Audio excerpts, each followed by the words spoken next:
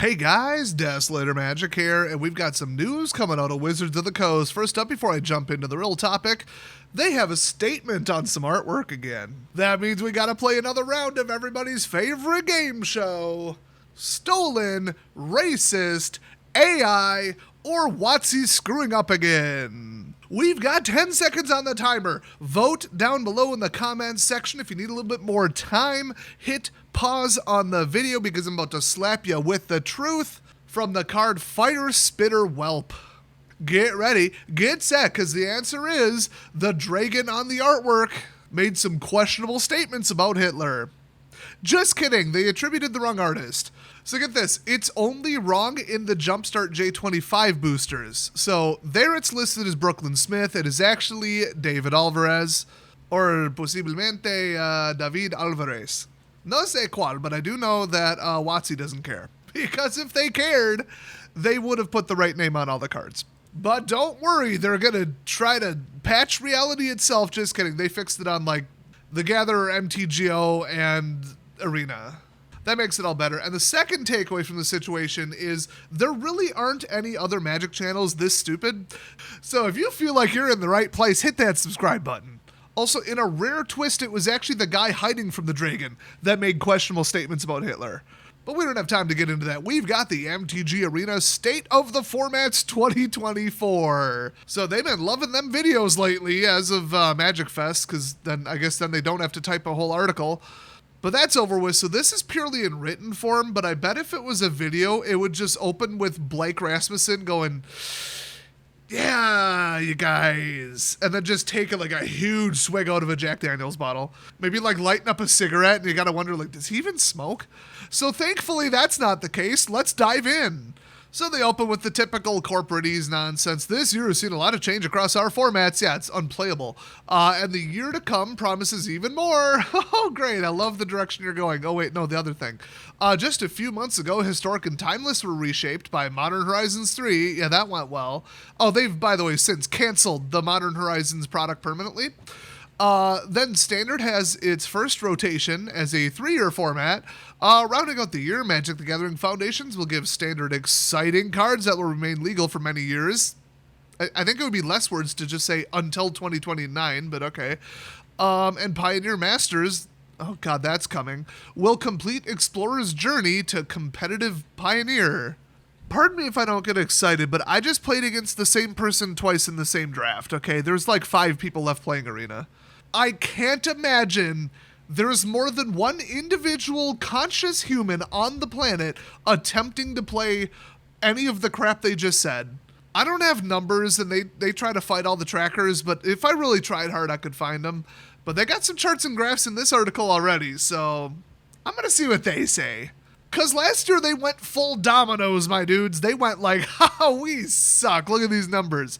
Why would you disclose this? Did you forget you're publicly traded? Usually like a, whoa, look at this giant fall off. Look at these dead formats. It's accompanied by, we've screwed up, here's where we're going to move forward. They forgot that part. They didn't do that. I was like, is this an insider leak? Is this an early April Fool's Day? Like, what is going on? They just like took a dump all over their brand and then we're just like, bye, end of article. That's why I'm actually excited about this. I'll be honest with you, I haven't scrolled past the first page. We're going to experience this one together. Buckle up.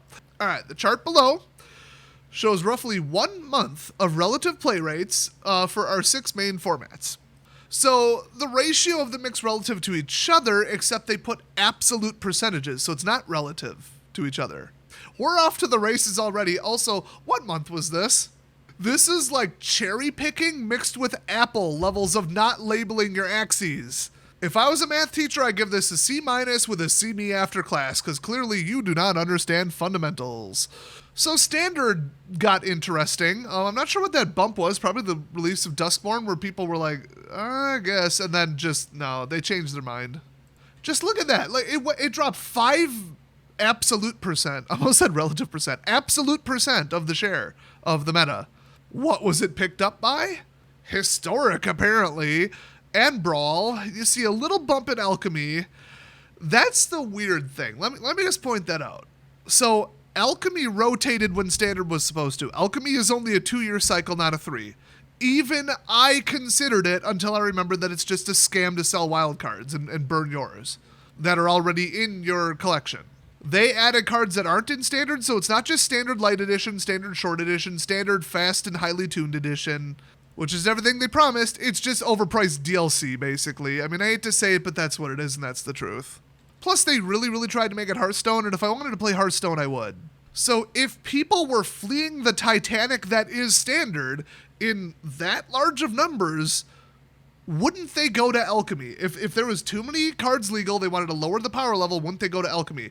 I would have thought yes. Now, me personally, I wouldn't do it, but everybody else, if you made me bet on it, I would say absolutely Alchemy saw the biggest bump. No, when Standard really fell off, Historic and Brawl. Now, Brawl, that makes sense. People love Commander.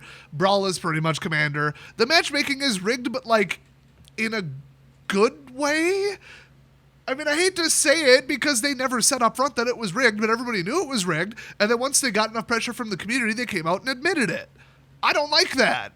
But if we were to move past that, okay, if I want to play casual, there's this wonderful little background system with all these numbers that say we're going to match you up against another casual player so you can actually have fun. So you aren't playing against the try-hard jerks. And then the try-hards with all the perfected decks that they copied off the internet instead of building themselves in a deck building game get to play against each other in garbage mirror matches. That's like some kind of like Hollywood movie level curse. Like, that's hilarious. Trap them in the nightmare of their own making. I love it. I hate those people. They get exactly what they deserve, all under the guise of fairness. So did WOTC finally say we've had enough of these sweaty try-hard douchebags? No. I've got some alleged insider information that I've been sitting on that says that all of Brawl was unranked. So people that just want to have a fun, interesting, chaotic, unique every time, not just win with the same combo or overpowered commander every time, fun Magic gameplay, were seeing the person's commander and then hitting forfeit. And there's no penalty to losing. You aren't deranked, you aren't anything. There's no, oh, you played a 1 second game, we're going to give you a 5-minute timeout. Don't do that. You have to play through it, which, oh boy, if they wanted to just terminate the game overnight and have people hit the uninstall button, that would be the way to do it.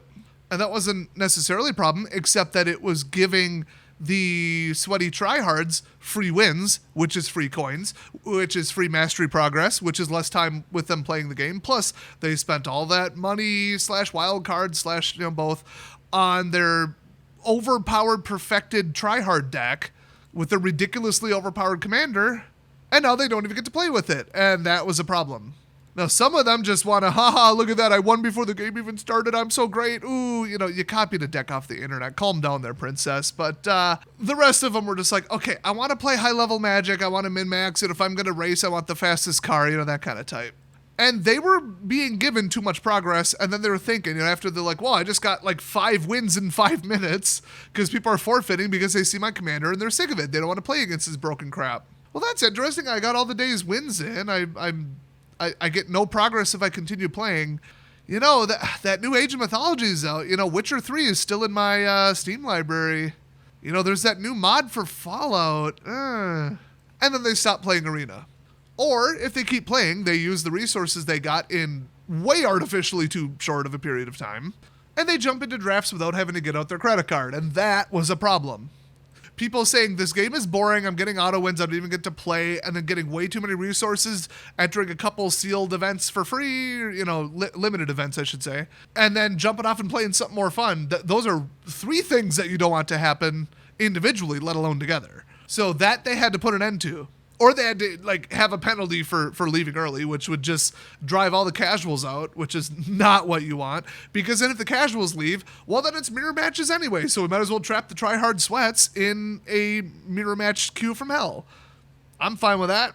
I love the solution. What we wanted was you up front telling us it's happening, instead of just idiots on Reddit gaslighting us and telling us it's not. No, you're paranoid. Just play better. Play a better deck. Arena isn't for casuals. No, it's not the matchmaker. It's all in your head. Humans don't know how to do statistics. And then they come out and say, no, it's all rigged. It's all based on these numbers. Here, look at them. Well, that's only the 5th or 6th time that's happened in Arena. Reddit, you morons. So that's what happened to Brawl. Anyway, people are trying it because they're like, this is kind of like Commander. And then they find out that it's not. But you can build something creative. And if you switch from Standard to Brawl, you're going to be burning some wild cards. Like, no matter how long you've been playing, you're going to be burning some of those. The power difference in a mythic or rare versus an uncommon or common is like astronomical in the last 5 years. So if you want to build a 99+1, yeah, you're going to need some resources. So I'm sure that's why they were like selectively saying, oh, look how much more money Arena made. I think last quarter was up like 3% or something in that neighborhood. And then when the numbers of Arena are down on their financial statement to make sure that it's not apples to apples, they like combine it in the same category as like Monopoly Go or something and just call it the Hasbro Digital Gaming sector or like something ridiculous. It's just, they're trying to hide the fact that their company's doing terrible. Their stock price is down the toilet. Their last quarterly earnings report just sunk it, and Christmas might actually do them in permanently. They fired 30% of their company, which is what you do right after you break a company up, sell off assets, and go bankrupt. And Hasbro just sold off their most expensive asset at a loss. That production company that they bought for like, I want to say $8 billion. Is that too much? Or was it like 2 or 3 or 4? It was like outrageous. And they just sold it for nowhere near that after doing absolutely nothing with it. So I'm not just projecting. I'm not saying it's wishful thinking, so I'm going to keep saying it because one, it gives them a black eye, bad reputation, and two, I want it to happen. I'm reporting it to you because it's going to happen. That is the direction that they're actually going. They are in great danger. The only thing that might help them is all the economic fixes and improvements and lack of like just economic disaster now that Trump got elected, which is pretty ironic because they sure as hell didn't support him. Well, they better drive their ass in their overpriced Teslas down to the Renton, Washington dollar store, go pick up a thank you card and send it to the White House. Just saying. If this is what ends up turning their company around is massive economic growth. So back to the chart. Nobody plays Alchemy, nobody plays Explorer, nobody plays Timeless. So their excuse for the dip, the jump and the dip is Standard is by far the most popular format, but its population declines a bit as the set ages. Oh, they finally specify the graph starts midway through Bloomburrow and it bounces back when the new set came out. You mean Duskborn? Like, if you're gonna name them by name, I think they legitimately forgot. But yeah, it's still the winner. I'm kind of surprised it's not like 80%, and I swear, I couldn't find it, but I swear it was in the 60s, 70s, or 80% range on one of these charts I've seen in the past. That is how bad Standard is doing now that it's all just black discard and control trash. And I have a little different theory. People want to play with the new cards, they want to see if it did anything to Standard, then it settles right back into the same Blitz versus Control crap. None of the cards that everybody have gone away. And then they're like, no, nothing changed. This wasn't the savior of the format, this new release. And honestly, if you've been playing Magic as long as I have, you tell me what new card, what new ability, keyword, permanent type is going to fix black discard and hyper control and attrition. What is going to play around that? I don't even want to know the answer if they have something halfway competent planned. Oh, it's like Changeling, except instead of Changeling, they all have Ward 3. And they can't be discarded. Or every time one of these is in your hand, it's a ley line of landmines. The first time someone tries to view your hand to discard a card, you make them discard their entire hand. I mean, yeah, that would do it. That would technically do it, yep. Actually, they should do that. That's one of my better ideas. Other than that, like, what are people going to do to play around this? What's the next set going to have? And the answer is nothing. It's vehicles. If there's one thing that can't play around hyper control, it's needing a vehicle and then needing something to pilot it and then hoping that your opponent isn't playing too much control. I got news for you. One of the two of those is going to die and you're going to have a parking lot full of empty vehicles with nothing to pilot them. Okay, that set's dead on arrival. Absolutely useless. I hope somebody wants to draft it or they're going to go bankrupt on the spot. I'm so glad they pigeonholed themselves into only banning stuff once a year, and I think they moved it to September of 2025. Good luck. So, I wish I was kidding, but I read the entire rest of the article, and there is absolutely nothing of substance here.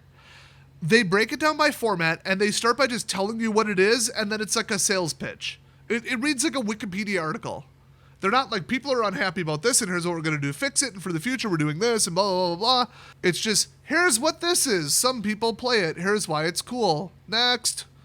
It's just corporate fluff paid by the word trash, which is funny because this isn't even a magazine. I don't even know what they're going with other than trying to bore people into not getting to the conclusion.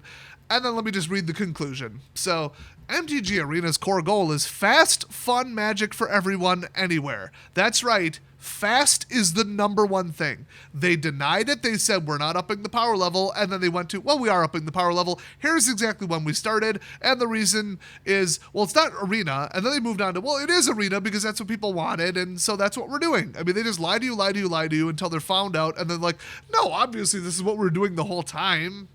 Duh. Just like rigging Commander, just like the Go First system, just like everything else they're doing, they lie about it, they cover it up, they think they know what you want and they know better than you, so they're going full nanny state and doing all this crap in the background because they know how to micromanage your life better than you do, and then when people catch on, they're like, well, yeah, of course we were doing it the whole time. It's for your own good. I wonder why they're losing so many customers.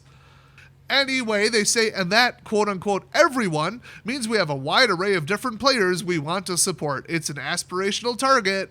Oh, you forgot you're a publicly traded company again. Never admit that you're not where you want to be yet. So anyway, it's an aspirational target. In other words, the customers and players aren't there yet, but they're going for it. So they're designing it for someone not that's there now, which is why people are leaving, but for someone that hasn't arrived yet. Good luck. We have designed the spread of main formats we do support to cover as many players as possible. I mean, it was nice that they invented and then implemented Brawl because people wanted that and it was cool as hell and I loved it until I couldn't find a fair match. And it was eating up my wild cards and I gave up. One department comes up with one idea and then they monetize it to hell, make it greedy, make it manipulative, make it cost too many wild cards, and then people are like, I'm out, you've pushed me too far, goodbye. And then they start over with a new idea. That's wonderful, it's brilliant. The best of the best employees come up with it, and then the suits ruin it by being too greedy and being too authoritarian, basically. Where they know better than you, so they're going to rig this, and this, and don't worry, the players are too dumb to find out. This cycle over and over and over, and they've never learned. It's just, you wonder why they're going bankrupt. You really do. I say sarcastically. So, we think the current spread of formats presents a good variety of options, especially with the new content each will receive in the next year.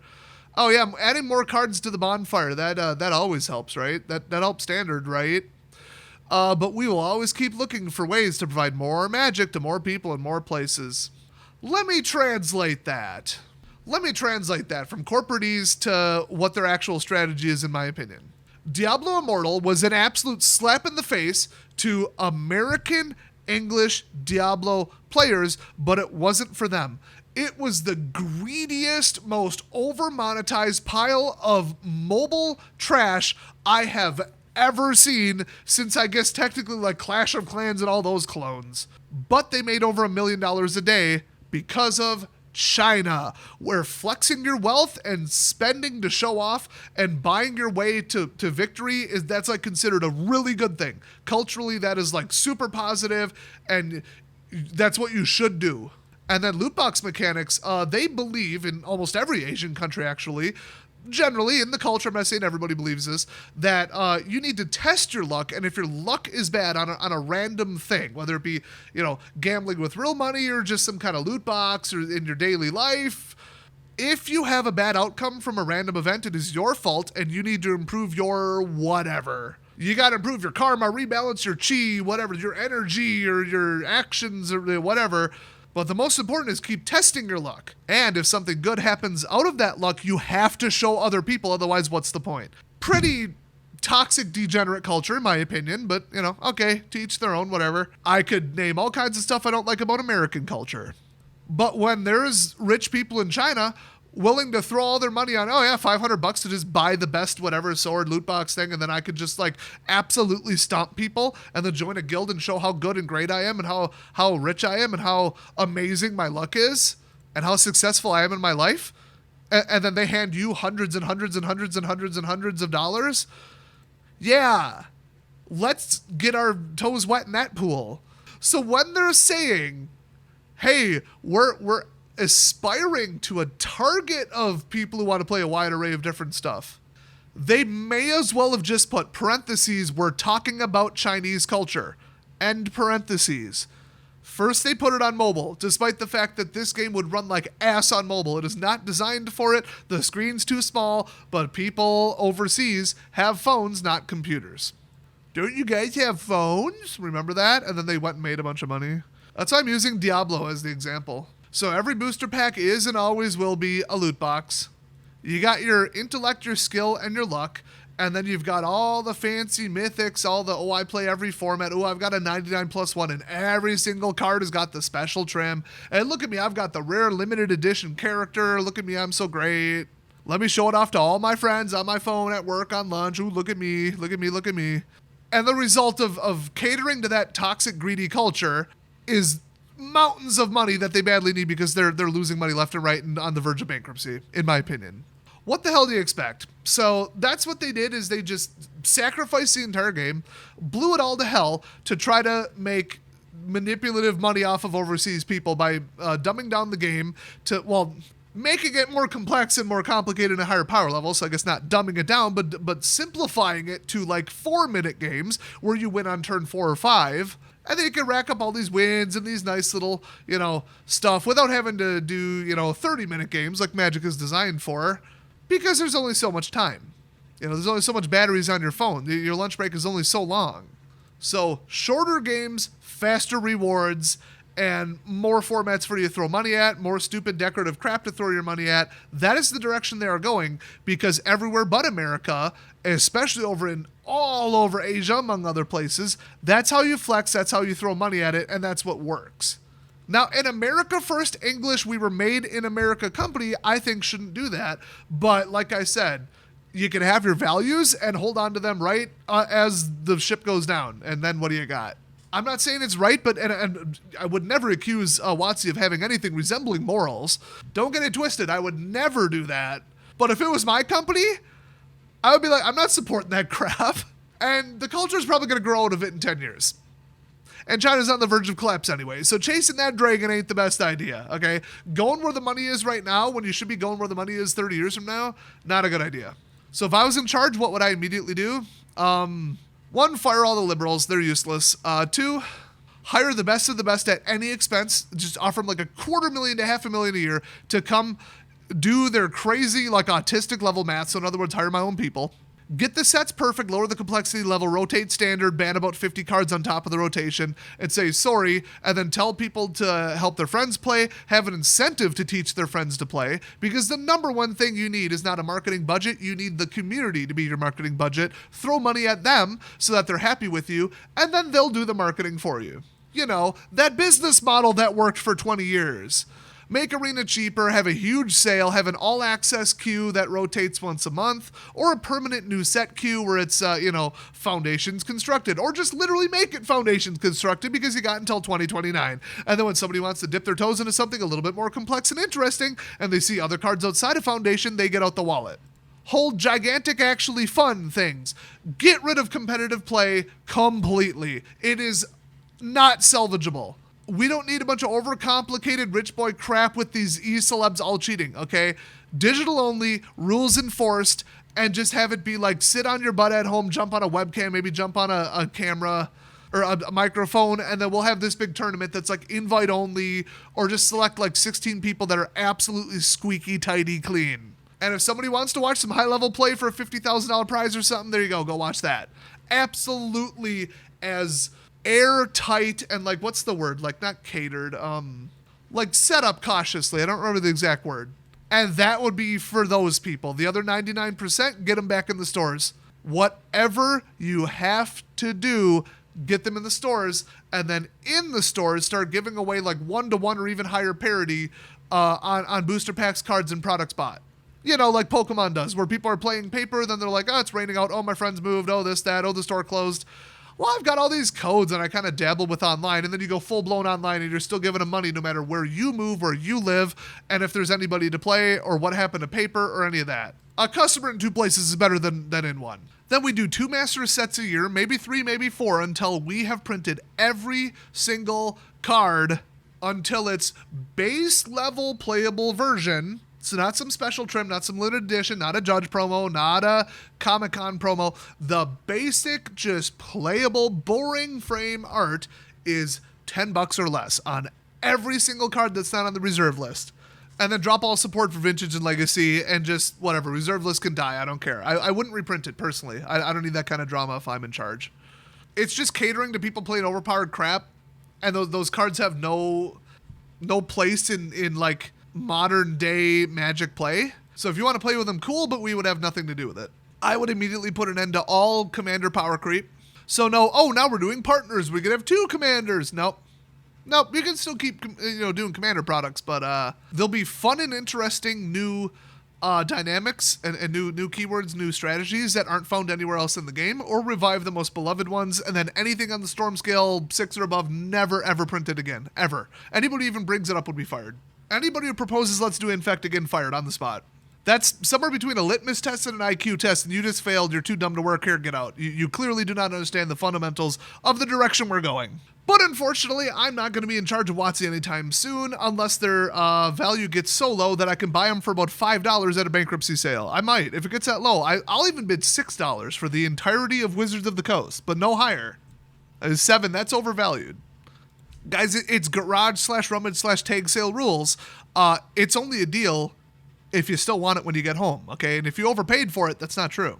Remember that at the WOTC bankruptcy sale. So that is my state of the formats 2024 mixed with their vanilla generic nonsense while they try not to give too many black eyes to their own product, while pretty much openly saying we're going to target China because they got all the money and poor impulse control, and their greedy, toxic culture is the only way we're going to make mountains of money. So we sped it up, simplified it, and put it on mobile for them. Good luck, Magic's dead. Oh, do you want like a fun, simple, understandable, low complexity, low powered, slow, casual format to play with your friends? Screw you. Go play like Pauper or something. I don't know. Well, that's a bold strategy, Cotton. Let's see if it works out for them. I know it won't. Thank God I have other channels. So thanks for watching, everybody. And I'll see you guys next time.